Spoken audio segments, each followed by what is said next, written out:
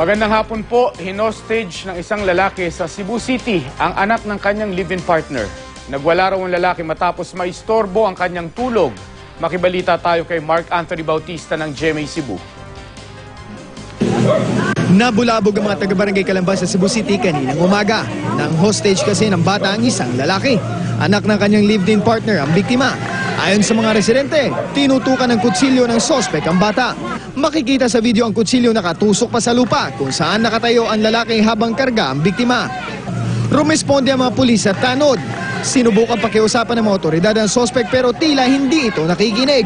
Ilang sandali pa, nakakuha ng pagkakataon ng isang tanod. Kinuha niya ang kutsilyo nakatusok sa lupa at sinunggaban ng sospek.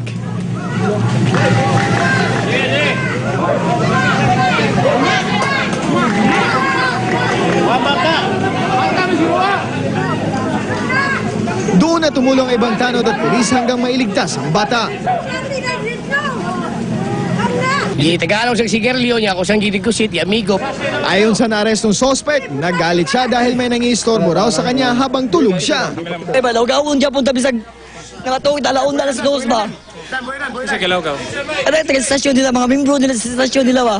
Hindi naman nilinaw ng sospek kung sino mga tinutukoy niyang nangiistorbo sa kanya. Pero ayon sa tagapag-alaga na na-hostage na bata, bigla na lang daw nagwala ang sospek.